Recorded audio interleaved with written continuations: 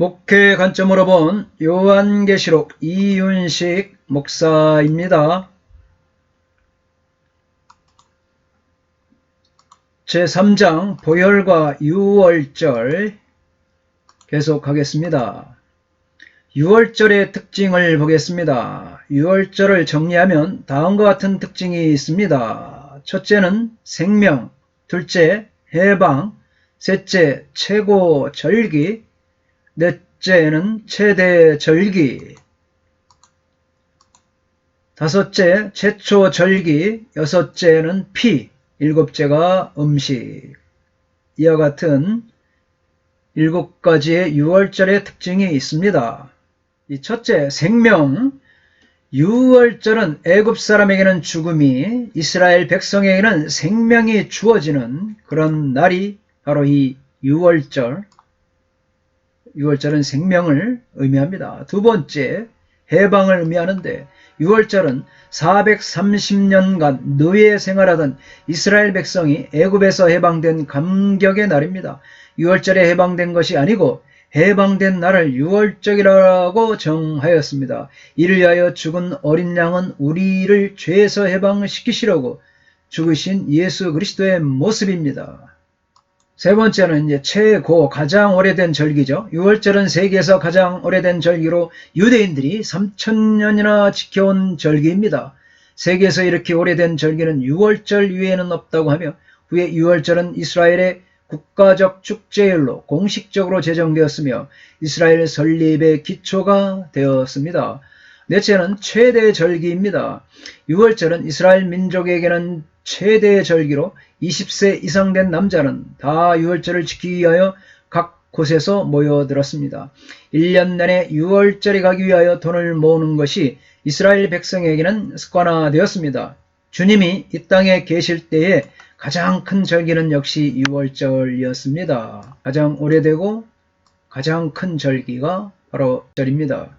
다섯째는 최초의 절기이죠. 그래서 유월절은 이스라엘 민족의 절기 중 가장 먼저 오는 절기로 이스라엘 백성이 지키는 7가지 절기 중에 가장 먼저 지키는 절기입니다. 현대력은 1월이 새해의 첫 달이죠. 그러나 하나님께서는 유월절을 달의 시작, 곧 해의 첫 달이 되게 하라고 말씀하셨습니다. 출애굽기 12장 2절로 3절에서 이 달을 너희에게 달의 시작 곧 해의 첫 달이 되게 하고 너희는 이스라엘 온 회중에게 말하여 이르라. 이 달 열흘에 너희 각자가 어린 양을 취할지니 각 가족대로 그 식구를 위하여 어린 양을 취하되. 하나님께서 유월절이 일어난 달을 해의 첫 달이 되게 하신 것은 의미가 있습니다. 애굽인은 가을을 한 해의 시작으로 여겼습니다. 그리고 그리스 아테네인들은 여름을 한 해의 시작으로, 로마인들은 겨울이 한 해의 시작이었습니다. 이것을 하나님께서는 1월이 한 해의 시작이라고 통일시켜 주셨습니다. 출애굽과 유월절은 1월에 생겼습니다. 아니, 그 일어난 일을 1월이라고 불렀습니다. 유월절을 시작으로 무교절, 초실절, 오순절, 나팔절, 속죄일, 초막절의 7절기로 이어졌습니다. 유월절의 특징은 피인 것입니다. 어린 양의 피를 잡는데 그 순서는 다음과 같습니다. 첫째, 1년 된 순양입니다. 1년을 넘긴 것은 어린 양이 아니라 양입니다. 양으로서 가장 힘이 좋고 값이 제일 나갈 때가 바로 1년 된 순양입니다. 가장 값진 양을 하나님께 드리라는 의미로 예수께서도 33세에 33살 가장 좋은 시기에 하나님께 산 제물이 되셨습니다. 하루의 가장 좋은 시간을, 일생의 가장 좋은 시기를, 인생의 가장 한가운데 토막을 하나님께 드려야 합니다. 둘째는 흠없는 양입니다. 하나님께서 드리는 양은 흠이 없어야 합니다. 예수님은 흠이 없으신 분입니다. 베드로전서 1장 19절에 오직 흠없고 점없는 어린 양 같은 그리스도의 보배로운 피로 된 것이니라. 아멘. 셋째, 4일간 분리시킵니다. 양을 미리 떼어 기쁨으로 기다리고 혹시 이 기간 중 병든 양이 발견되게 하려 하는 것입니다. 이삭도 번제로 하나님께 드려지기 위해 3일간 분리되고 난 후에 아브라함과 함께 갔습니다. 예수님도 월요일에 예루살렘에 입성하시어 4일간 준비하셨다가 금요일에 하나님께 드려졌습니다. 넷째는 죽어야 한다는 사실입니다. 하나님께 드리는 예물은 반드시 죽어야 합니다.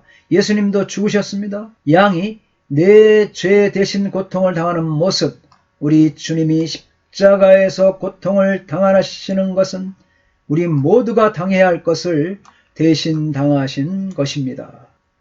다섯째, 문설주와 임방의 피를 발라야 합니다.